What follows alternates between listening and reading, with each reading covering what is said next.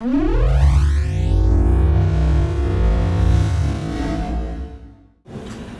your first album came out in 2005? Yes. And then your newest album is released right now? Yes. What have you been doing in the meantime? Well,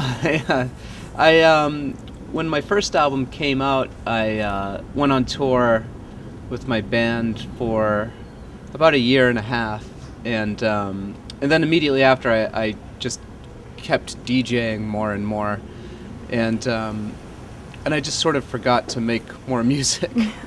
So I was just mainly DJing constantly for a couple of years. So, and then I decided I needed to make another record.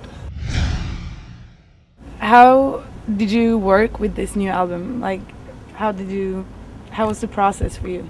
Well, when I made my first album, I did it mostly by myself in my home studio, and then I really didn't even know I was making an album at the time. It was just me making tracks at home and then finishing them with James Murphy in New York, and then when I had enough done, at one point we said, why don't we put them together for an album?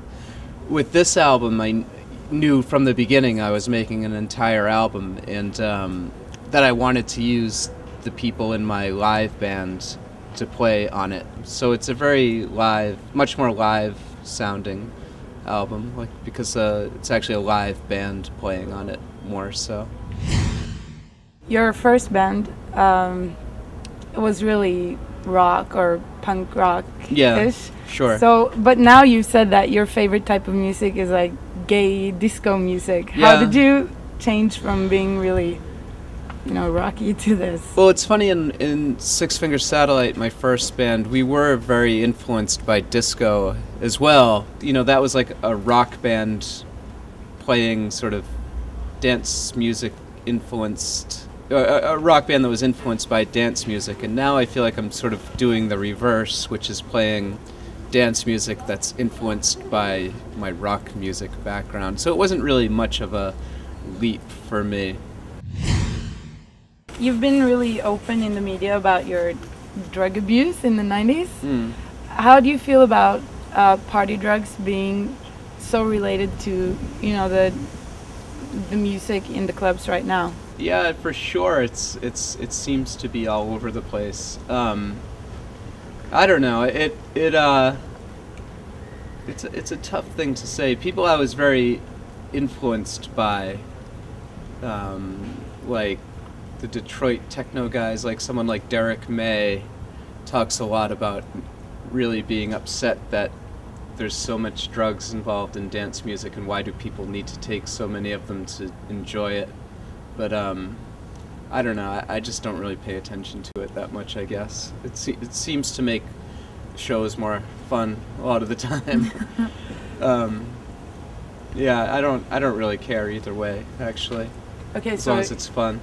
You're okay with people doing drugs at your shows? Yeah, it's fine. As long as they're having fun, I guess. It's just when things get a little darker that I mean, that wasn't my experience with them. It wasn't about taking drugs to go out and have fun listening to music. It wasn't about that at all. So that, I don't really have a problem with that very much. So what did you do? Oh, my drug use is more spent in abandoned apartment buildings, more criminal activities than anything that involved having fun. What kind of music are you into right now? Like, what do you listen to?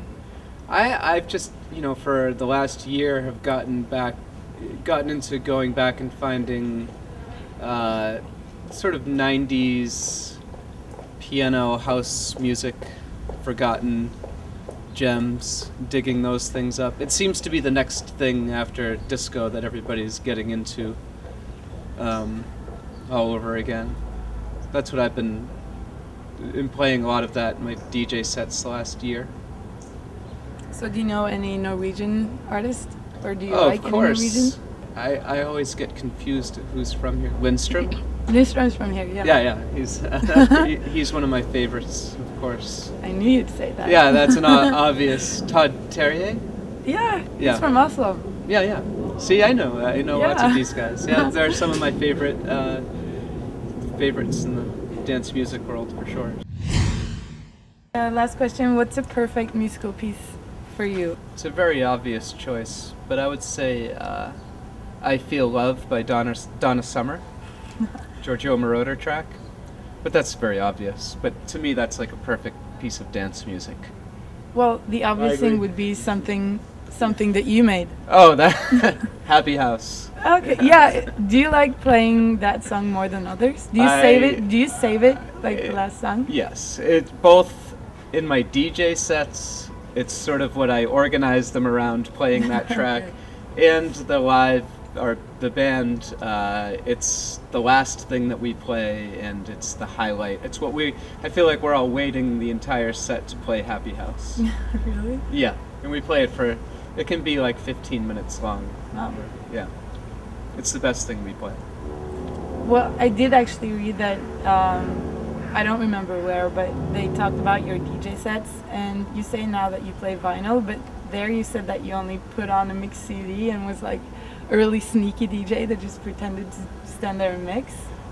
Oh, that was one time because the airlines lost my records. Oh, I can't believe I admitted to that. You did. I did? Yeah, I know. That's terrible. I know. Yeah, the airline lost my records, and so I showed up and I didn't.